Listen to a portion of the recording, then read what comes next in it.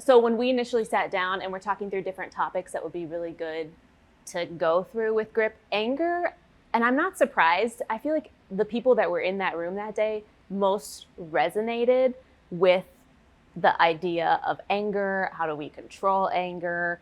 How do we de-escalate anger? How do we even understand anger? So you guys, I think out of all of our topics, really in the room kind of had the most visceral reaction to anger. So I'm curious, like before we get started, I just want to be reminded of some of those things. I want to hear from you because we're going to go through, as you'll see in a bit, attachment styles as well as anger, and kind of building on our emotional framework that we started last time. Like, how do we understand what emotions are actually going on that lead us to a need, and how do we then respond in relationship, which is what I would call attachment, based on the need that we have. And then how does anger kind of come in over top of that? So I'm curious if you guys, just to kind of start out here, let's contextualize what anger looks like, whether for yourself personally or in relationship, or, you know, what it was like in your families growing up. So I'm a volcano. You're a So volcano. it takes I me like a that image. while Yeah. to kind of get there. I could take a lot, but then once I'm really angry, it's like an explosion because I keep so much in. Yeah. And I've noticed that even with some students, like they'll be good and Yeah. they kind of blow up, and then we also, but then I have a ton of students though that are more like my wife, where I forget what the description word we use for her, but like she's geyser. But she's just like She's gone. you know what I mean? So, and we have students that like, and it's trying to like, for me, figure out like what are their triggers. Yeah. You know, what's going on, like what are the triggers that cause you to just kind of like explode. Yep. I think regardless of what, like a volcano or a geyser, it's that like that kind of, I like that word explosive, because it's like building, and it feels like a lot of pressure is building up inside. I almost think sometimes like a soda bottle, when you shake it, if you just like open up the top, it's like, you know, but when you learn to vent it a little bit and actually like take care of your anger, it doesn't actually blow out the top. So I appreciate that. Thanks for sharing that.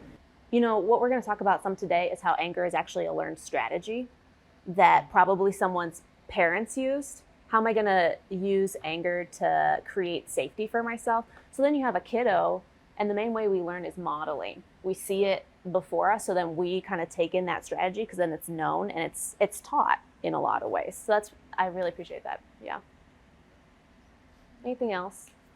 I think I know that I feel anger, but a lot of people go, "You're never angry. There's never something." So I think mine is passive aggressive. Mm-hmm. I think I am able to, because I know it's not right, I think I stuff what makes me angry, mm-hmm. and then it comes out in other ways. Yeah. I don't know that to be true, but I'm imagining that. Yeah. Based upon last week when you were talking about, we all can't control how we feel. We feel based on how we feel. Yeah. So I'm like, I know I must deal with this at some level, but I don't right. think it's outward. Yeah. And maybe it's not as explosive as much as it comes out sideways a little bit, you know, that I'm angry, which anger we're going to get into is a secondary emotion. So there's always something going on for us underneath. So this is where we're going today. Attachment theory, I'm going to get into that. I think that attachment theory is one of the most important concepts to understand for relationships. We're going to look at how we're going to build on our emotional literacy that we learned last time. How do you just recognize what emotions are going on and feel them in your body and like let that guide you in some ways?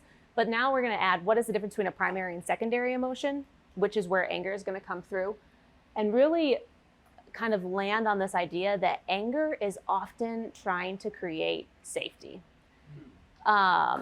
That it is actually really strategic and a tool that people use because they maybe don't have another tool to take care of their anger. So we're going to hopefully look at how to have conversations in a way that feels like equipping, which is kind of the breaking the cycle by speaking to attachment needs. Instead of speaking to maybe someone's anger, you have to de-escalate anger sometimes, but you want to de-escalate anger so you can get to that undercurrent of attachment needs. So that's where we're going today.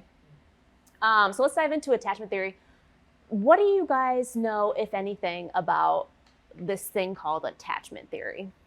Zero? First time you've heard it? Breaks my heart. I've I've talked to Pamela about attachment theory a lot when I spend 3 hours in their basement getting my hair done. So so maybe My wife's been reading on it a lot more with the foster yes, care yep, and all of that. yeah, never heard of it. never heard of it. This is like very, very important stuff. So basically it's basically how we are in relationship, and it's all about connection and getting our needs met.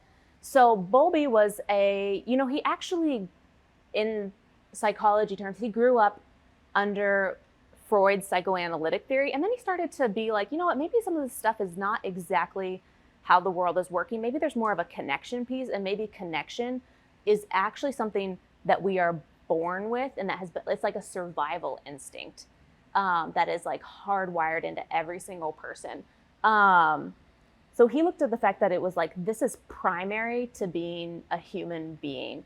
And when he was alive, nobody paid attention to him. He died, and it's only now that we're seeing that like attachment now, at least in counseling and psychology, is like the foundational theory about how people heal and grow and connect in relationships. So this is like very important stuff. But now it's only that he's gone that we start to realize that his stuff is really important.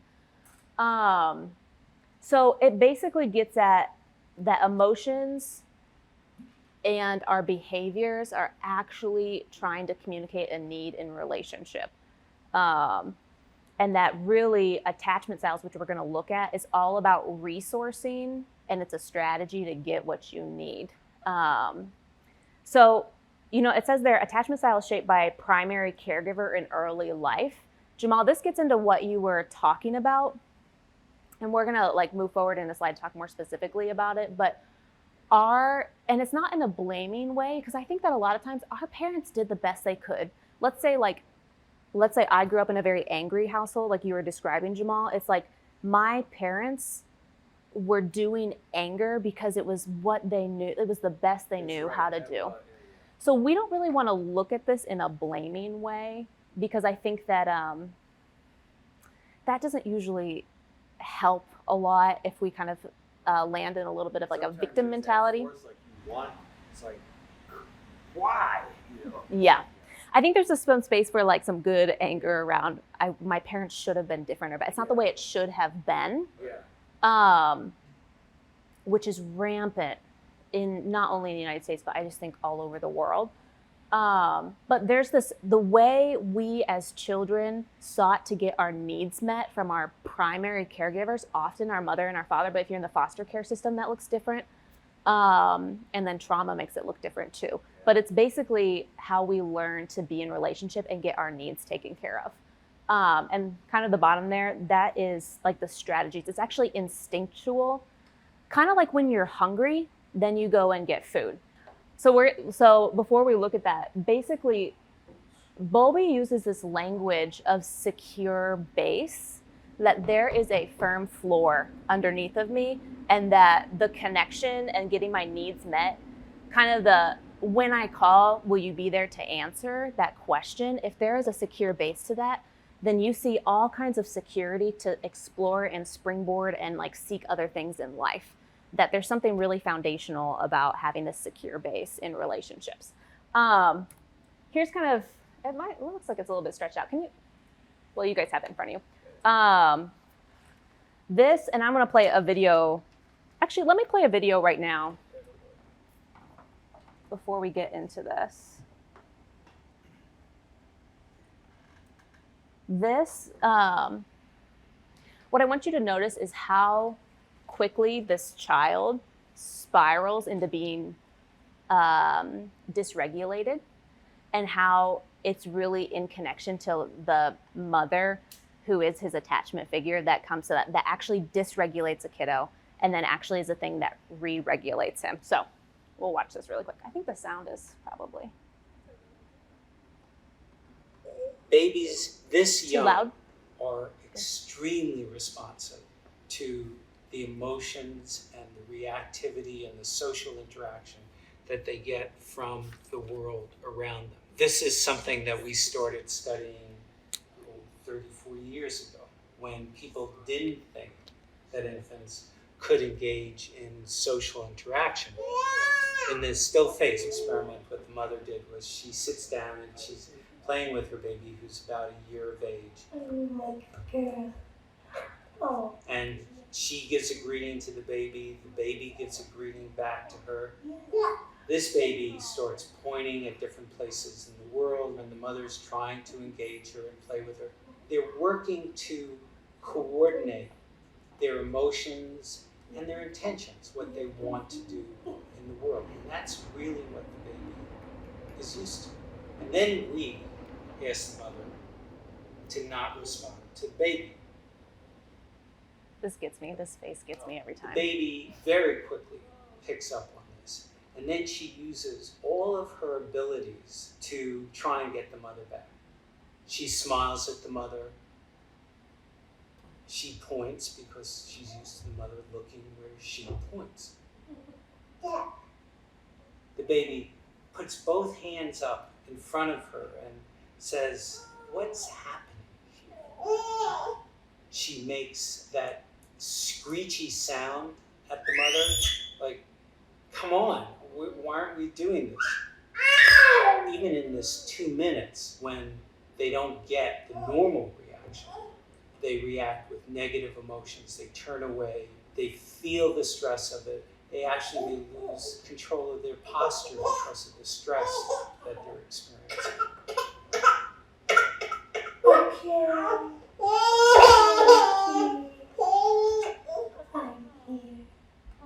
ready to. Oh, yes. Oh, yeah. It's a little like the good, the bad, and the ugly. The good is that normal stuff that goes on, that we all do with our kids. The bad is when something bad happens, but the infant can overcome it. After all, when you stop the still face, the mother and the baby start to play again. The ugly is when you don't give the child any chance to get back to the good. There's no reparation, and they're stuck in that really ugly situation. So why am I showing you guys a video of a baby? I was sitting thinking about GRIP as a ministry. And I remember being on your website at some point in time in this idea of fatherlessness or parentlessness, and the fact that you guys are a mentorship program that in a lot of ways, I feel like GRIP is actually stepping into a primary caregiver role. So this ability to soothe and to attune to attachment needs, that is so powerful, that we carry with us all the way through to adulthood in our friendships, in our all of our relationships, especially in romantic relationships. This is really important when it comes to any type of couple dynamics and stuff like that. But it's important for all relationships, and it's that oftentimes if a child gets everything they need as far as physical needs, but also emotional and connectivity needs, they end up with this secure attachment style, that they have a really nice blend between autonomy and this individualness, and also a sense of I can be close to somebody. I can both be independent and with. So they end up with what we call a secure attachment, and they have really positive thoughts about themselves and thoughts of other people. The way that it gets off, unfortunately, is in some of this language. I actually prefer anxious and avoidant for preoccupied and dismissive, but preoccupied or anxious, you see a parent who oftentimes, even though they're trying the best they could, was really inconsistent with meeting the needs of their child. My mom, for example, bless her heart, she was doing the best she could. Sometimes she was really attuned and I think could meet me in my childhood need. But you know what? There was a lot of times where she just had a lot going on and wasn't available in that way. So it ends up that you have this preoccupied, more anxious style, and you're kind of hyper vigilant, oh, are we good? I'm always checking in. I'm always kind of where are we at? Because there's this inconsistent representation in a caregiver. So you end up with an anxious attachment style. Avoidance, and they have a little bit going back to anxious, they have a little bit more negative thoughts of themselves in the sense of, I'm not sure that I'm lovable or can do it. So I'm actually going to rely and be preoccupied with other people and relationships. Dismissive or avoidant has more of this strong distrust of others that's rooted in not was a parent inconsistent, but they actually were pretty much maybe straight up neglectful. That if, Jamal, like you were saying, if a baby cried because, let's say, like they need their Pampers changed, the natural response to that is a parent attunes, they come change the diaper, and then like we're reset to normal. Well, what if a baby cried and cried and cried and didn't get its diaper changed? It ends up with this, you know what, I can do all these different things, but nobody is there for me. Nobody is actually going to take care of me. So they actually have more of this, I'm the only one I can trust, and I withdraw from people. That's a more kind of a dismissive thing. Fearful, ambivalent, this is the lowest percentage. It's about like 3% of the population, but it really comes from a lot of trauma-related circumstances that, you know, it's also called like disorganized, that trauma, something that you overwhelms a person's ability to take care of it, to where whether they're anxious or whether they're avoidant, they end up disorganized and kind of stuck. I would say if you're looking for like a picture, you have this anxious that's like turned towards, avoidant is turned away, but ambivalent or like a trauma response is you kind of get stuck in between. There was these fascinating studies, ambivalent, yeah.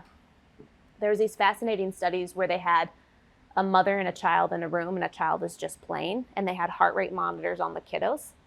And there was different physiological responses based on child's attachment style. And the mom would leave the room, and you would see an ambivalent kiddo, their heart rate would spike, but they would pretend that nothing happened.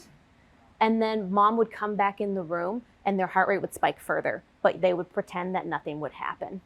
And there is this like inside response that it's like, you're so important to me, I wish I could connect with you, but we don't really know how, and you end up stuck. Considering just like the background and experiences, I would say probably from a lot of like youth in certain parts of Chicago, or just like different circumstances that can come up, I would imagine that your mentors are going to probably come across this, I don't know which way, I don't know how to be in relationship, a lot more. They might be 3% of the population as a whole globally, but when you start to look at more concentrated communities that are impacted by this overwhelm and trauma, you're going to get a little bit more of that, I don't know how to be in relationship with you. This is not totally true, because you can have anxious or avoidant that don't comply to gender norms, but very often you'll see, kind of for whatever reason, a lot more women be anxiously attached. That's the strategy they put on, and you'll see a lot more men be avoidant. Yeah. I think it gets into some of those cultural like I put on a masculine version of anger, and you know, whenever I talk about attachment, there's always like a point in the conversation that it's like, oh no, like everything is like there's no good that can come of this, everything is lost, and it feels pretty despairing and overwhelming. And I feel that every single time. I'm really glad to know some of the research that talks about if you can just have one more securely attached relationship in adulthood across your lifespan, that is enough to heal attachment wounds and to move towards security. So if you can just have, yes, you know, I was thinking about this and was thinking even like maybe saying it near the end, but I think this is a really good place to kind of to like minister to some of that overwhelm, is even if, because people are imperfect, nobody's ever going to perfectly respond to what we need in a moment, no matter even how much we communicate it or how much we try to like bring them in. And how I think encouraging that actually like within Christianity, that it is a relationship model in some ways, and that God actually can be that secure attachment that moves someone towards security and healing, that they would have more positive thoughts of themselves and others, and that their relationship with God is actually, if, you know, obviously we want people to move and stand in that gap, but also I think that there's like a great opportunity to like lean into, even from a faith perspective, how God can actually heal and change that he is always there. He knows exactly what's going on. He can attune and really is the only one who can actually provide. Yeah, provide for all of our needs. I put this up here because I think that there's all kinds of emotions. So like if you're feeling all kinds of these things, which happen pretty, I would say, regularly in people's experience, if there's just a misattunement, am I bad? Am I unlovable? Am I capable? And it translates if when pain sits in isolation, it lands as it must be my fault. So these are some of the, like, listen for some of these things. You know, I starred the I felt disrespected because I think that's when I worked at, yes. And I never heard these talked about as attachment triggers. I have seen some of these as anger triggers. Sure. But not as attachment, and I'm trying to. Well, I took a list and put attachment on it because I believe that they're attachment triggers, but it's important. It's really important. But the I feel disrespected, how often do you guys hear that? Probably especially from a male population, I would say. Yeah, constantly. That one, I put a star by it because I think that when you start to hear I feel disrespected, just listen longer, because that actually, I think, functions a little bit like a secondary emotion, which we're going to get into, Jamal, next. But it's there's usually something a little softer underneath, that disrespected or I'm frustrated. That's another one too, that it's like, that's a form of anger in some ways. So it's basically all these different things. Is like, does anybody even care about me? Is kind of the heart cry of it.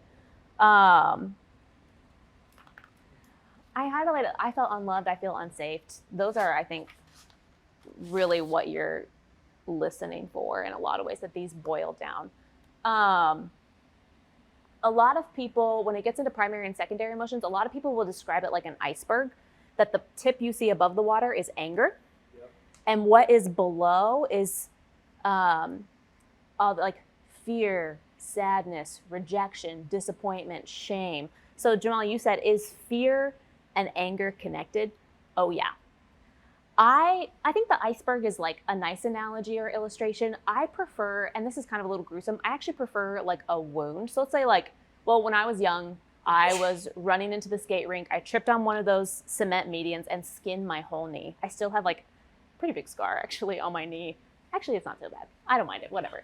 That's like a tangential point. But my whole, and this is kind of gross, I guess, but my whole knee scabbed over. It created this really like gnarly looking, crusty exterior.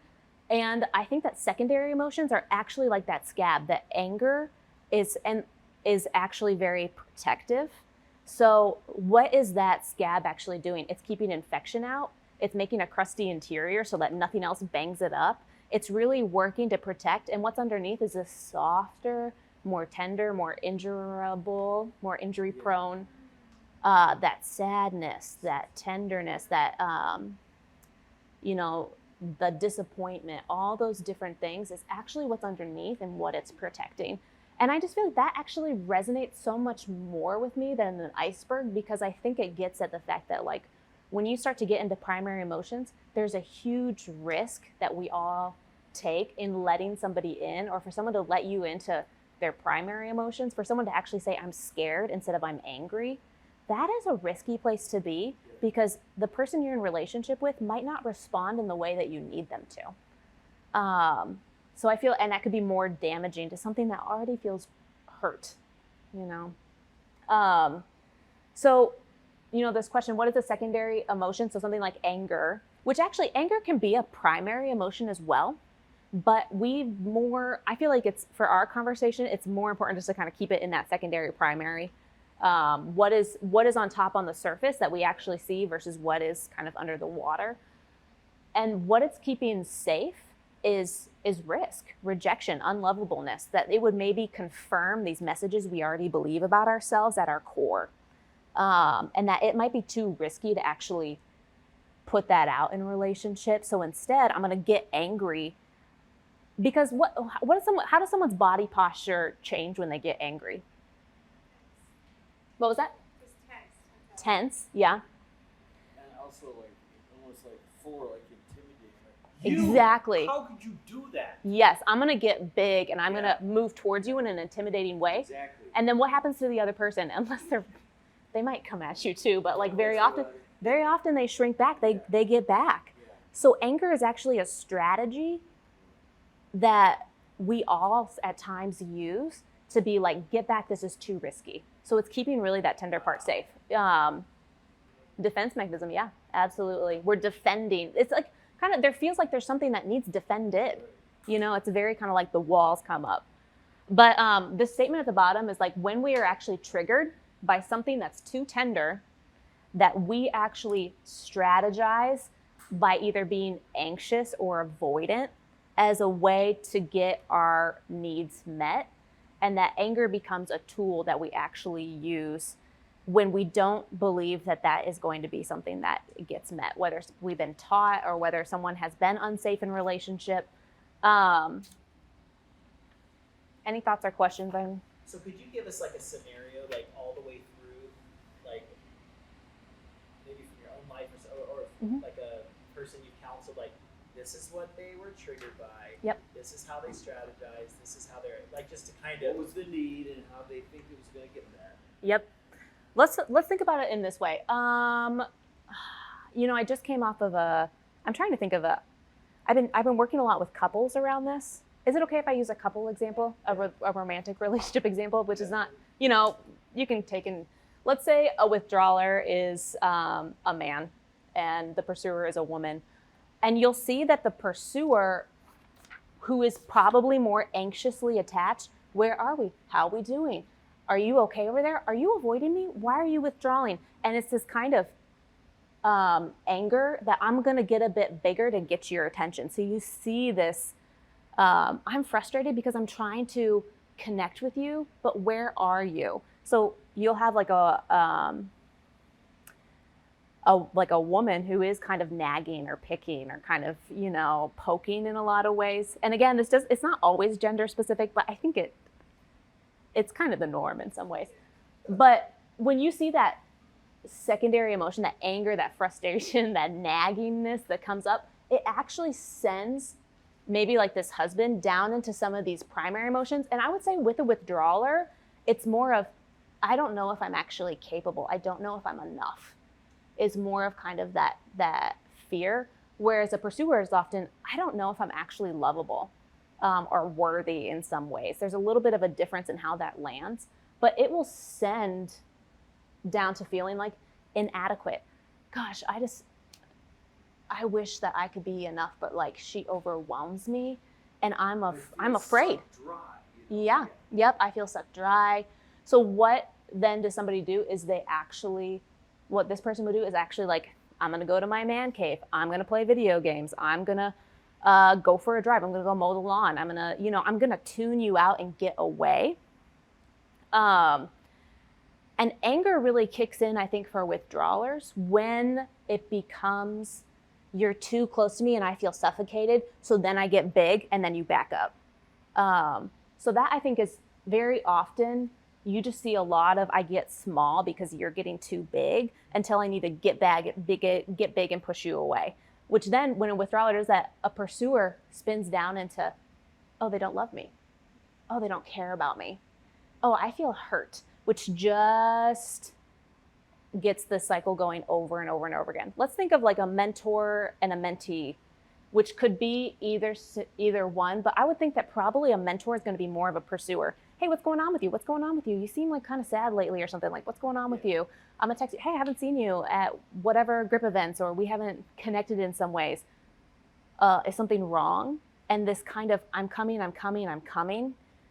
When maybe someone is like ashamed of what's going on, a withdrawer, and they like, maybe something happened that they're like, I feel embarrassed. I don't want to tell them about that. So they pull away.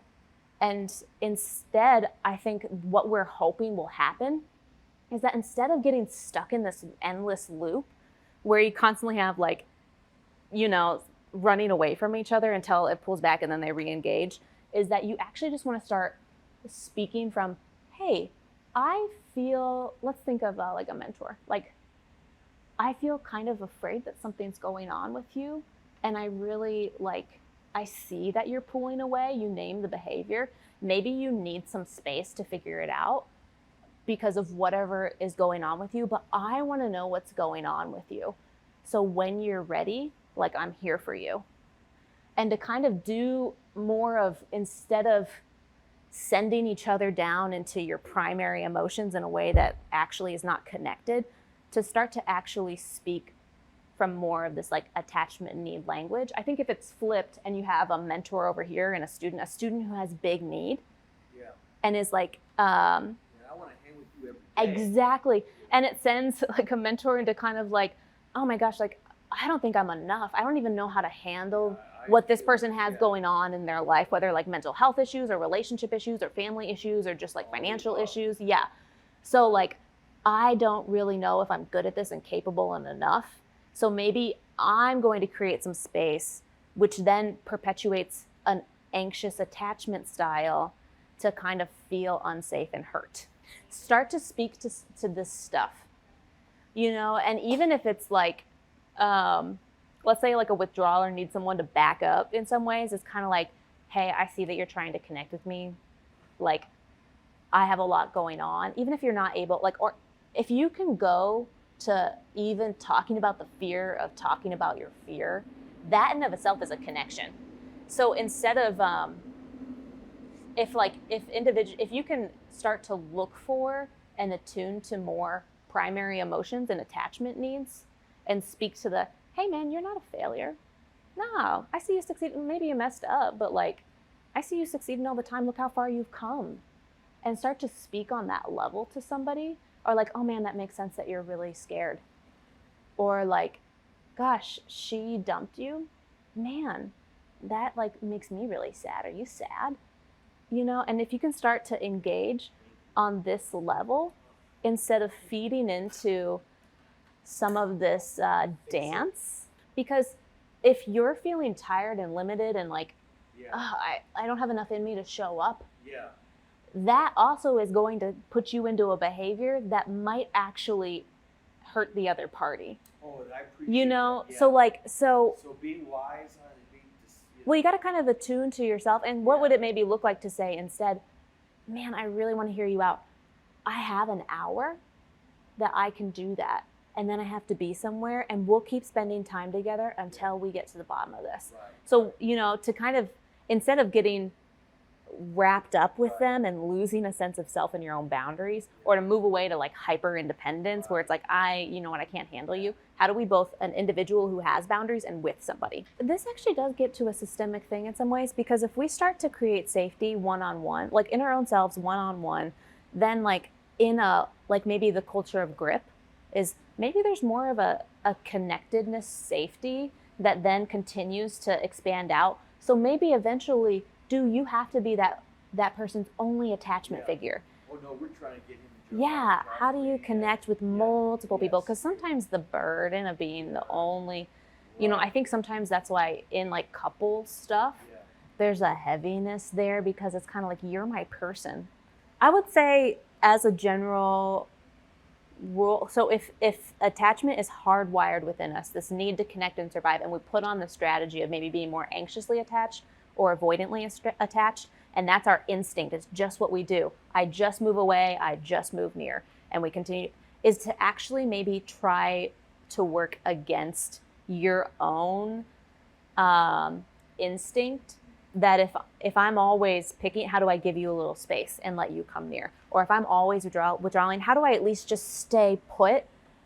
You know, maybe I don't have it within me to move towards you, but even just to say, hey, like, I'm trying to not run away and withdraw. So I would say that's not really a slide up there, and I think we like eventually could like flesh out what does that look like, because I think in health is to understand the dynamic that's going on and how you're impacting one another, and then to turn and to start to speak, hey, I didn't actually know you were afraid. I like, you know, I thought that you were, I can't think of an example. I didn't know you were actually afraid. Like, that actually does something within me that I can be with you in a different way.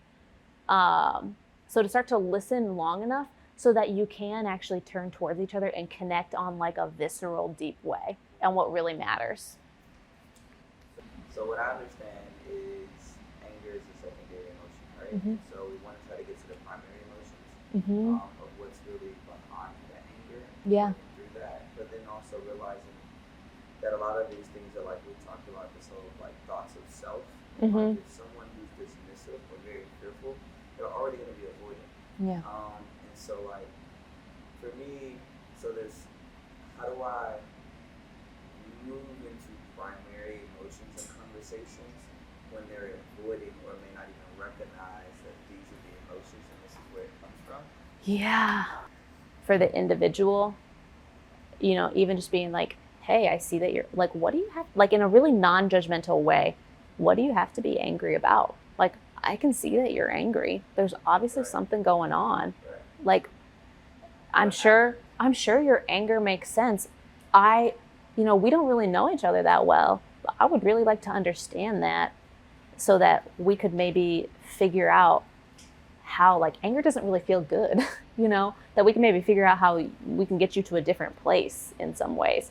But I would just like try to understand, if for as much as he'll let you in, to actually try to seek to be like, this makes sense. Can you help me understand how it makes sense? And to kind of be a soothing presence in that way. I also think, unfortunately, you don't want to lose that one individual, but depending on just like lots of stuff in life, if someone who's withdrawn doesn't want to engage, there's probably nothing you could do to make them engage until they're ready. So that's where it's kind of like that space and inviting in. But I think even too, it's like, you know what, like, I would love you here. I want you to be here. I actually think, name some good things that he does offer to the group. If you can, sometimes it's like the most basic thing, like your smile is really great when it comes up, and to try to invite in those qualities and say, but here's the thing is like, this is not a space for disrespect. We want to be respectful, including respectful towards you, and kind of like laying that down. But you might actually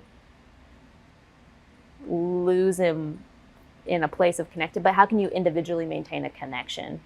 Walk around, and like if you ask somebody, ask them shoulder to shoulder. Don't, especially with guys. Oh, I'm a big like, look me in the eye. Yeah, you know what? Sometimes that's actually more threatening. Yeah. So just be like, hey, let's take a lap. You and me. You can talk if you want. You don't have to talk. But like you're at a high place right now, and let's just come down a little bit and get you back online in some ways. So like take a lap, go get a cold drink of water. Whatever but to do it maybe in partnership. That's why I think sometimes, I don't know if you guys drive anybody around, the most interesting conversations come up in the car. You want to know why? Because nobody's looking at each other. That's right. That's true. I never thought about that. Yeah. So you get a Do you have any wisdom on specifically the numb and frozen primary emotion? I think that one's hard. Like I can think of scenarios on how to engage with some of these other emotions, but the numb and frozen one is harder. I think What was that emotion? numb or frozen. Numb and frozen. Oh, yeah. Yeah. That I personally, I think just from living life and also like being a therapist, I think that one has a lot to do with grief and a sense of I've given up. So really that is sadness, when you get down in there.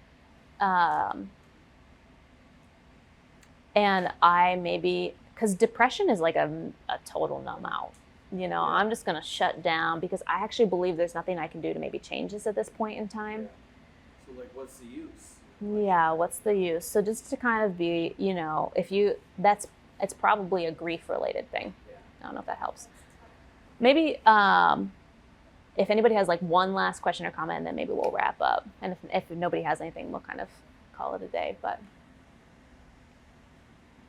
Oh, so good, Alex. what a scratching the surface. I hope that it was helpful.